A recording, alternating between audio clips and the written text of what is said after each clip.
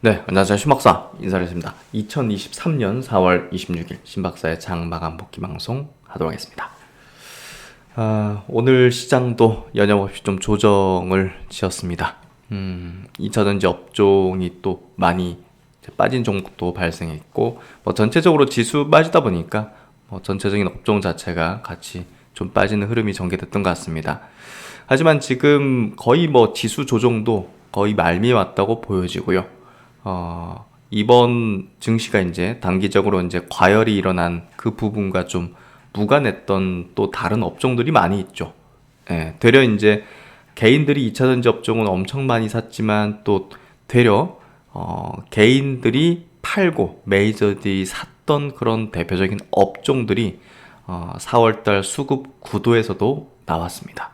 그 업종들을 한번 알아보면서 우리가 과열과 무관한 종목들은 저가 매수에 기울한 어떤 측면, 메이저들은 그쪽에서 지금 주요 타겟으로 어떻게 보면 이제 이런 거죠. 2차전지 쪽의 종목들을 매수하기 위해서 막 레버리지를 일으켰던 개인 투자자 측에서 갖고 있던 다른 업종의 종목들을 내다 팔았던 경우, 그런 업종의 종목들이 메이저들의 어떤 저가 매수 타깃이 됐던 그런 부분들, 이렇게 수급 구도가 최근에 많이 좀 만들어진 거죠. 그래서 그런 부분에서 우리가 이제 이번 조정 구간에서 사야 될 거, 그리고 뭐랄까요, 이제 사지 말아야 될 거, 이렇게 좀 구분해서 종목들을 좀 봐야 되지 않을까 싶습니다.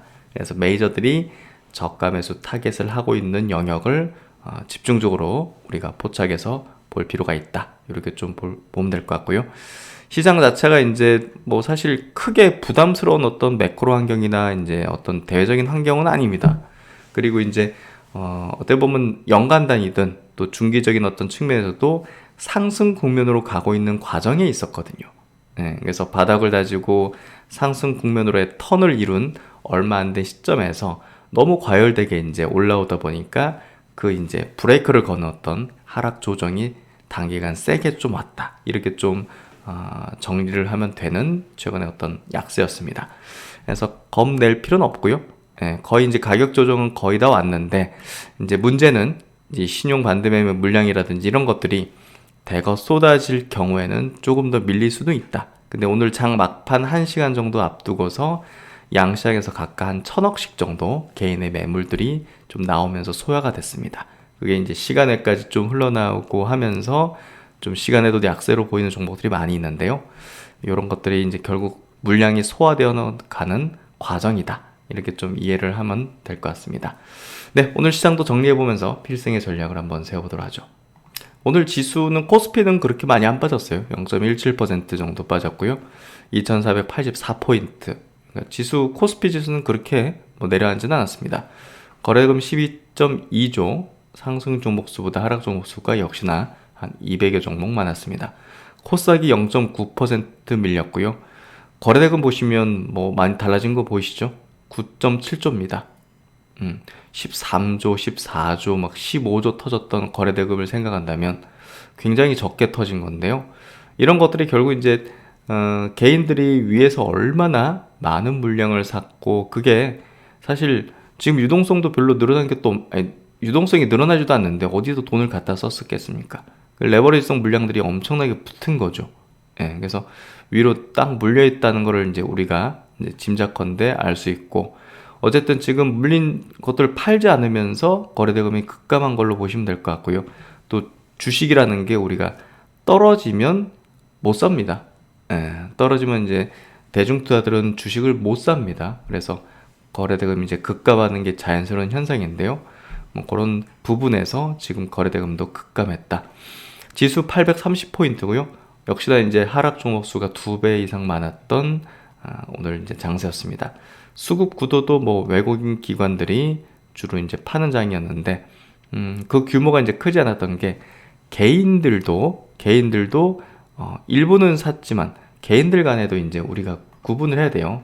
다 일반적인 개인이 아니죠. 개인 수급이. 그 안에도 이제 거대 큰 손들이 있단 말이에요. 예, 그래서 결국 이제 우리가 반대매매성 물량이 흘러나오는 시점이 있잖아요. 오전 9시부터 한 10시 사이에 이제 흘러나오지 않습니까? 그리고 오후에도 뭐 한 2시 넘어서부터 이제 좀 나오죠. 예.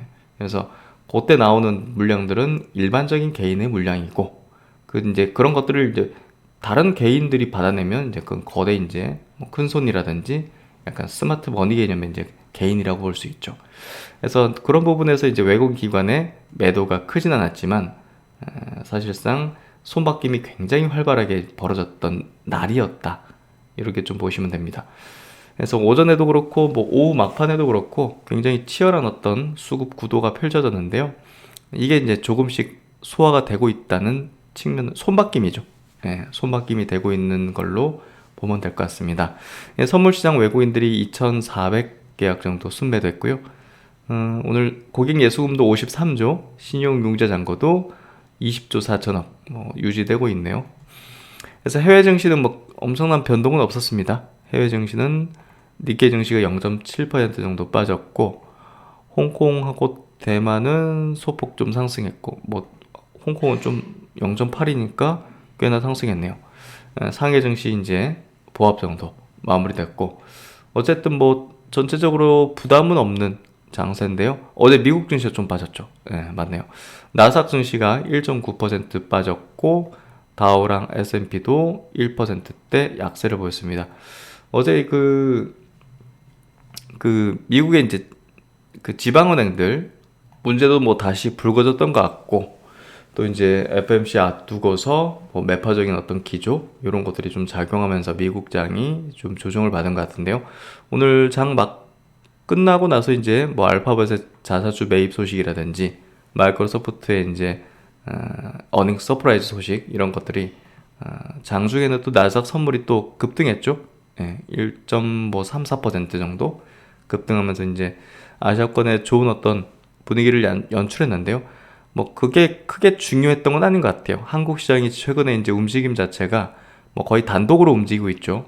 예, 그래서 이 내부 안에서의 수급 구도에 따라서 지금 움직임이 굉장히 뭐 크게 변동하면서 만들어지고 있기 때문에 뭐 사실 이렇게 상승한 부분도 한국 특수성을 보였고, 또 하락하는 부분도 그런 특수성을 보이고 있는 시세 움직임을 나타내고 있다. 이렇게 좀 보시면 될 것 같아요.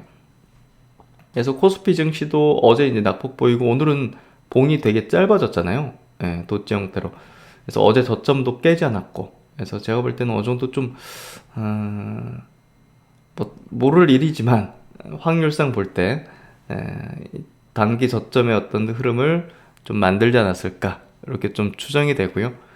코스닥도 마찬가지로 어제 저점을 깨진 않았어요. 보시면 뭐 제가 보조 지표를 이제 평소에 보진 않지만 여러 가지 어떤 보조 지표를 이제 종합적으로 봐서 공통적으로 과매도권의 이제 흐름들이 보통 이제 MACD라든지 RSI라든지 스톡캐스팅 요 세 가지를 이제 본다면 보는 편인데요. 결정적인 어떤 우리가 판단을 낼 때가 아니라 이런 어떤 너무 이제 뭐 흐름 자체가 과매수, 과매도권 이런 흐름이 전개될 때 여러 이제 지표상 공통된 방향성을 나타낼 때는 좀 과도하게 이제 흘러온 흐름이 크다 이렇게 좀 볼 수 있는데요. 최근에 이제 흐름이 좀 그런 이제 과매도권의 어떤 흐름들을 보였던 것 같습니다. 그래서 어쨌든 거래대금 이제 최근에 이제 급감하면서 어느 정도 이제 방향성이 이제 턴을 할 수 있는 위치 정도로 가게 되는 것 같고요. 결국 2차 전지의 어떤 시세가 급락하는 어떤 과정 속에서 코스닥 지수가 같이 내려앉는 모습들. 하지만 이제 다른 업종의 어떤 모습들은 그래도 이제 방어적인 어떤 흐름이라든지 되려 이제 수급적인 측면에서 다른 쪽은 매수를 한다든지 이런 구도가 있는데 그런 쪽을 우리가 타겟팅을 해야 된다는 거죠. 메이저는 그런 쪽을 타겟팅을 하고 있습니다. 그래서 넉넉고 그냥 이거 떨어지는 거 그냥 쳐다보고 그냥 우리가 막 다시 또 상승하기, 반등하길 뭐 그냥 기도하는 그런 측면이 아니라 적극적으로 그 다음부터는 2차 전지가 일단 강하게 반등을 하겠지만 그게 추세적으로 다시 또 움직이기 위해서는 더 큰 힘이 필요하고 또 선별적으로 움직일 수밖에 없을 겁니다. 다시 모든 2차 전지 종목이 추세적인 상승으로 나가는 것은 어렵습니다. 그래서 그 안에서도 선별적인 게 필요하고, 그리고 다른 업종이 같이 견인해주는 흐름이 전개돼야 코스닥의 이 고점권역을 돌파를 해낼 수 있다는 거를 제가 어제도 말씀드렸는데요. 그런 부분에서 오늘 수급 구도를 좀 보여드리면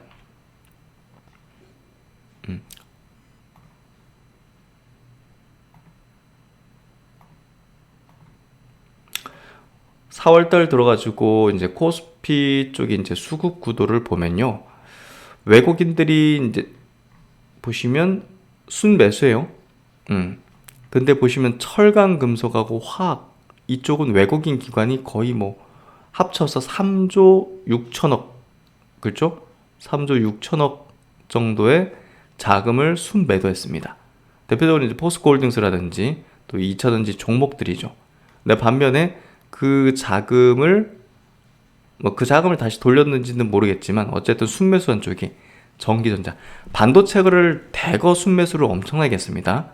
삼성전자 이제 기반으로 했지만 그 외에도 이제 많은 소부장 쪽에 순매수가 강하게 들어왔고요. 또 이제 보시면 의약품 쪽으로 이제 외국인 기관의 쌍끌이 순매수가 도합으로 한 4,300억 넘게 이제 들어왔죠. 그리고 운수장비도 보시면 거의 한 1조 5천억 정도가 외국인과 기관이 도합으로 외국인이 특히나 1조 1천억 이상 들어왔습니다. 여기 현대차 그룹 그리고 이제 방산주 이런 쪽으로 이제 수급이 들어왔죠. 그래서 그쪽에 이제 종목들은 최근에 지수 약세에도 불구하고 강한 어떤 기조를 보였습니다.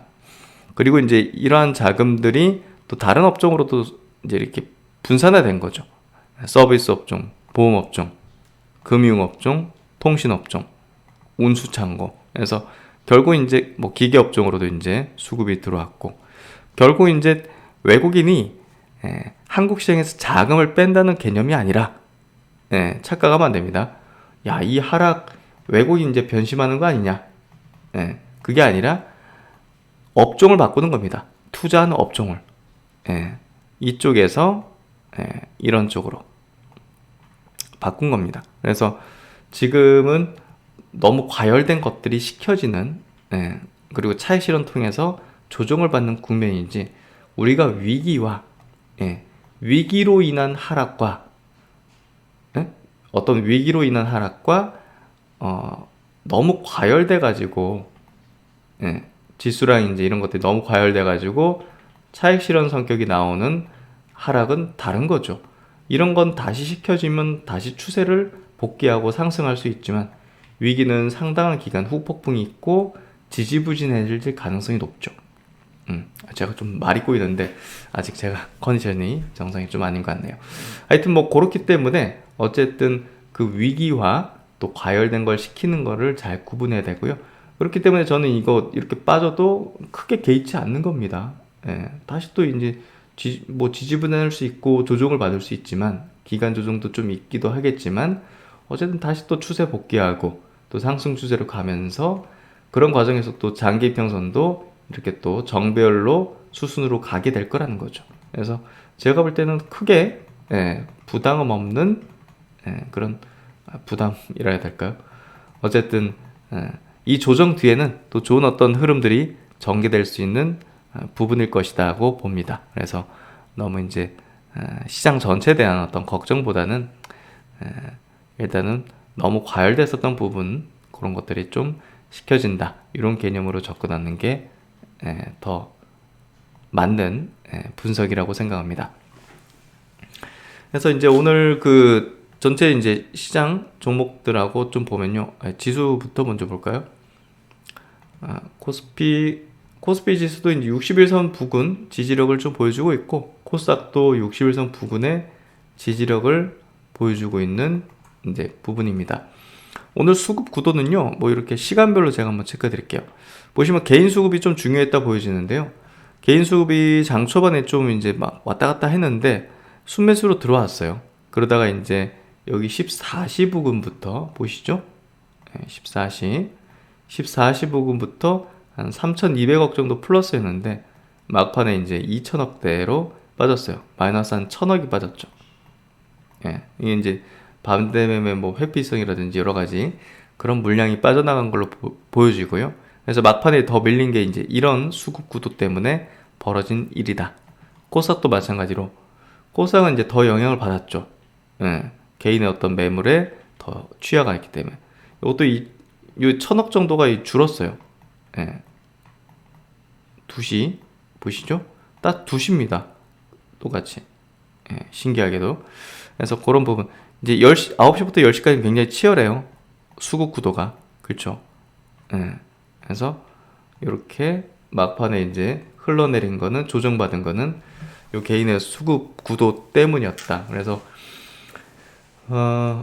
내일 뭐 이제 미국장이 뭐 또 이제 급락이 나온다면 내일 뭐 한국장도 이제 마이너스를 크게 해서 출발을 할 수도 있잖아요. 뭐 그렇게 되면 이제 또 왕창 쏟아지면서 스타트하기 때문에 양봉 전환될 가능성이 더 높아지겠죠.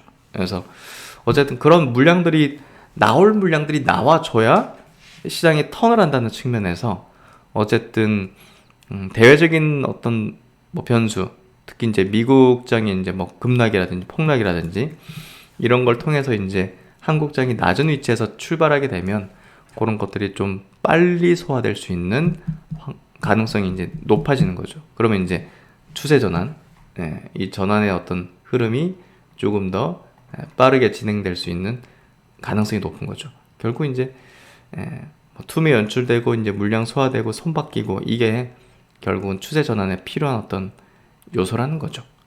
그래서 최근 확실히 이제 반도체 업종의 흐름이 굉장히 좀 개선이 되고 있고 좋아지고 있죠. 수급이 들어온다는 걸로 해석하면 될 것 같은데요. SNS 같은 기업도 최근에 지수 조정에도 빠지지 않는 흐름을 통해서 21선의 조정을 원만하게 이제 거치고 있는 과정에 있고요. ISC 같은 기업도 지금 보시면 어제 이제 밑꼬리 그리면서 쭉 올리고 지수와는 다르게 오늘도 2.9% 상승하는 흐름으로 우상향 정배열의 기조의 흐름을 계속 이어가고 있습니다. 해성 DS도 마찬가지로 4.8% 상승하면서 지수의 흐름과 다르게 어제에서 오늘도 상승하는 흐름을 보여주면서 좋은 어떤 기조 흐름을 보여주고 있죠. 모두 공통점은 이제 뭐 파크 시스템들도 오늘 1% 상승하면서 61선 지켜내고 고점권역에서 돌파 가능성들을 높이고 있죠. 공통점은 말 그대로 이제 비메모리 영역이죠. 그래서 반도체 섹터 업종 안에서도 비메모리 영역의 섹터의 어떤 흐름이 주도주 라인의 어떤 흐름을 타고 있다. 이렇게 보면 될 것 같고, 최근에 이제 메이저 수급 자체도 반도체 업종으로 가장 많이 들어오는 이제 흐름을 보이고 있다는 것도 우리가 중요하게 봐야 될 수급상 또 메이저의 어떤 부분이다. 이렇게 좀 해석을 할 수 있을 것 같습니다. 시총 상위주들 한번 보면요. 오늘 LG엔솔이 2.9% 좀 강했고 또 SK하이닉스도 2% 정도 상승하면서 최근에 이제 저점을 계속 높이죠. 그래서 어쨌든 실적은 굉장히 좀 좋지는 않고 좋지 않을 걸로 2분기 실적도 예상되지만 이미 이제 그런 것들이 선 반영됐다는 측면이 시장에선 좀 나타나고 있는 걸로 해석이 되어지고요. 최근에 수급 구도가 뭐 현대차 그룹주 또 방산주 쪽으로 많이 좀 이동한 걸 볼 수 있는데요. 현대차, 기아가 오늘 0.2%, 1%는 뭐 기아는 조정받긴 했지만 최근에 수급 구도 자체가 완전히 이제 다른 종목은 다른 어떤 구도의 흐름을 보여주고 있죠. 현대차도 쌍끌이의 순매수를 계속 보여주고 있는 흐름입니다.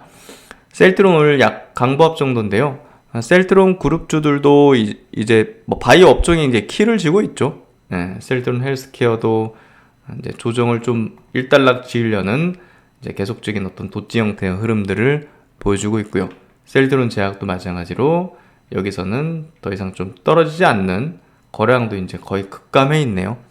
그런 흐름이 전개되는 모습을 띠고 있습니다. SK바이오팜도 이제 이렇게 더 이상 안 떨어지면서 도치 형태가 만들어지는 게 이게 이제 약간 추세 전환형 패턴이죠. 그래서 이런 것들이 계속 지수를 조금 주도해 나갈 수 있는 그런 종목군들 속에서 나타나고 있다. SK바이오사이언스도 뭐 이게 뭐 코로나 모멘텀을 받아서 올랐던 거라서 투자 매력도는 없지만 지수에 이제 바이오 업종에 지수 영향도는 있으니까요. 역시나 이제 이것도 추세 반전형의 어떤 모습들이 전개되고 있다. 이렇게 좀 해석하면 될 것 같습니다. 삼성 바이오로직스 삼성 바이오로직스는 뭐 사실 저점 깨지 않으면서 굉장히 고든 왕건한 어떤 형태를 이제 보여주고 있는 강한 종목이죠. 그래서 이런 종목들 중심으로 메이저 수급들도 계속 매수를 하는 그런 모습들을 보여주고 있다. 이렇게 좀 해석해 볼 수 있을 것 같고요. 그리고 이제 최근에 특징적인 종목이 뭐 이제 체크해 드렸었지만 그 작전주 부분이죠. 뭐 작전주라고 이제 이렇게 또 확정지어서 얘기 드리는 것도 좀 부담스럽긴 한데요. 뭐 딱 봐도 이제 뭐 그런 부분인데, 뭐 대성홀딩스 이런 것들 지금 점 하한가 뭐 이틀 연속 지금 점 하한가죠. 그래서 와, 이거 무섭네요. 이거 그냥 계좌가 끝장나는 것 같은데 이렇게 되면. 근데 이제 선량하게 이제 뭐 기업에 대한 부분을 가지고 보고서 투자했던 그냥 일반 개인 투자들은 그냥 뭐 어떻게 되는지 날아가는 거잖아요. 그러니까 이런 일들이 없어야 되는 거예요. 이런 것들에 대한 처벌이 엄청 강화돼야 된다는 거예요. 저는 이거 뭐 부재기수로 계속 봐왔으니까요. 이런 것들을. 이게 뭡니까 이게. 안타깝게. 성광 이런 것들 이틀 연속 점 한가인데 이게 언제 풀릴까요? 진짜 무섭네요. 삼천리 이런 것들 다 이틀 연속 점 한가네요. 서울가스. 그래서 하한가 잔량 그대로 다 지금 들어와 있는 어떤 형태인데요. 어쨌든 뭐 이게 풀리면서 같이 또 지수 반등이 또 거세게 나올까라는 생각도 좀 들거든요. 그래서 이게 풀리는 게 이게 자연적으로는 쉽게 풀리진 않아요.